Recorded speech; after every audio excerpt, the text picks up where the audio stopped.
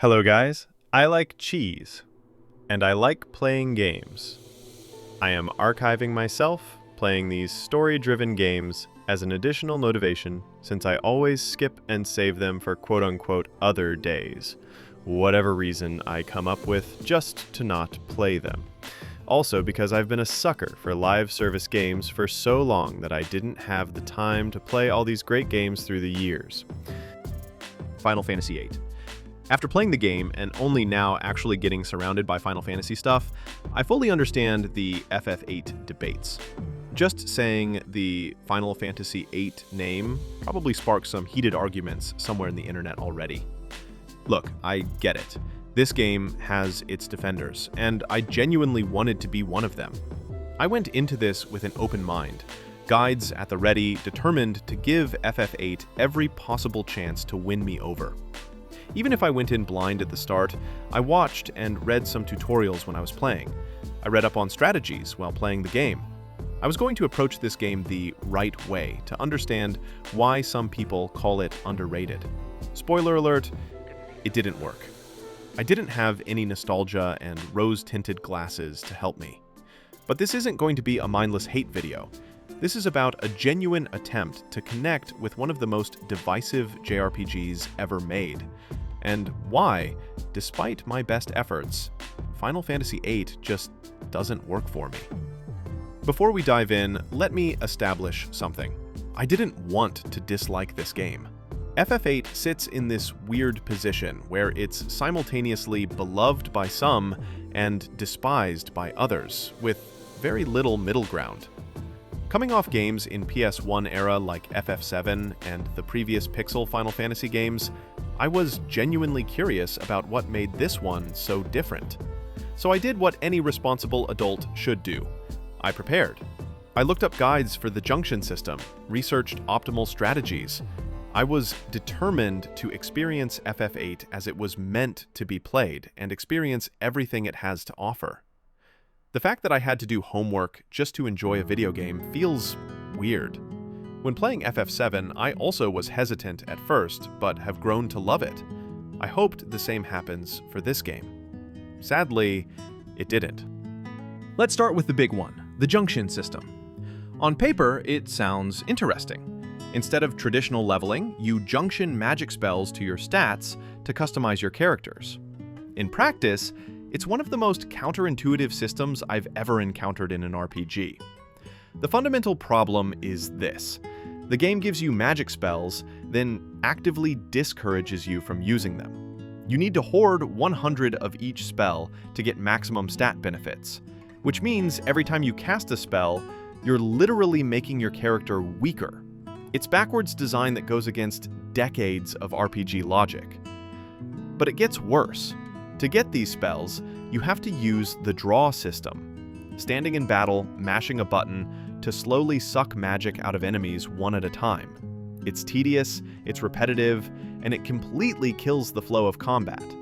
I spent more time drawing magic than actually fighting, and that's with following optimization guides. It's a very roundabout way of trying to reinvent the wheel. And why do I need to equip magic spells to increase my strength? Why don't I get stronger when I level? What's the logical connection between having 100 fire spells junctioned and being able to hit harder with a sword?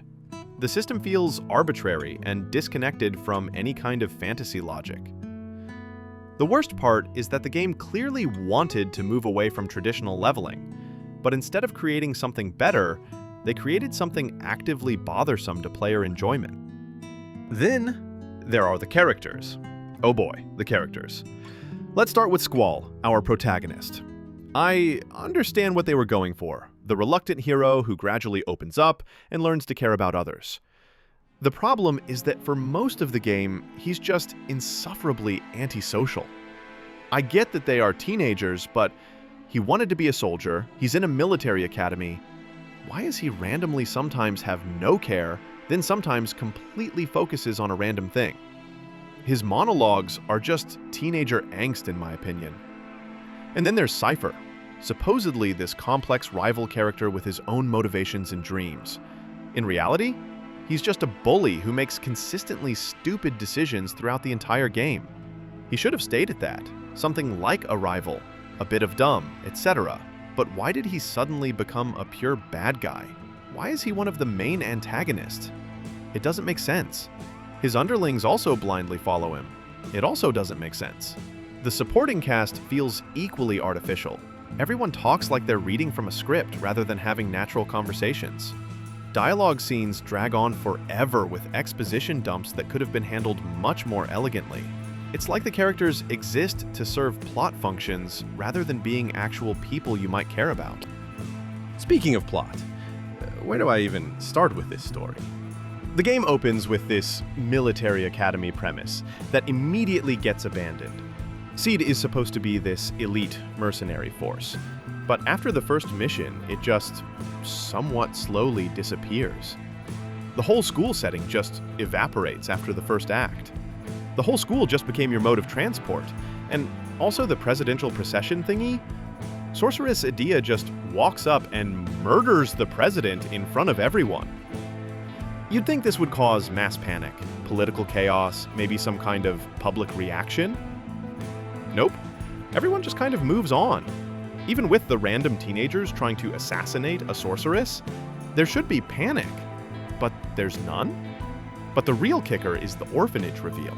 Suddenly, our entire main cast grew up together in the same orphanage, but they all forgot because Guardian forces cause amnesia.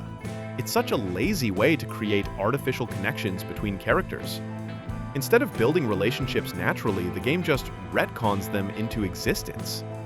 And the coincidences don't stop there. Everyone's connected to everyone else in increasingly contrived ways. It stops feeling like a grand adventure and starts feeling like the writer was just making things up as they went along. Also on Act 1, it's all on the realm of modern fantasy. Then suddenly we have some kind of humanoids. The main guy in the garden isn't a human, and it opens up to a pretty deserted world, with future and shit mixed in. I think the world and plot was still functional in Act 1, but went out of place after that. And also the romance aspect. Rinoa seems to have been into Cypher in Act 1, along with Squall being indifferent with Rinoa, but when playing, I haven't felt any point where they should have developed their feelings for each other, aside from maybe Rinoa crying and asking Squall for help near the end of Act 1 on the presidential house thingy.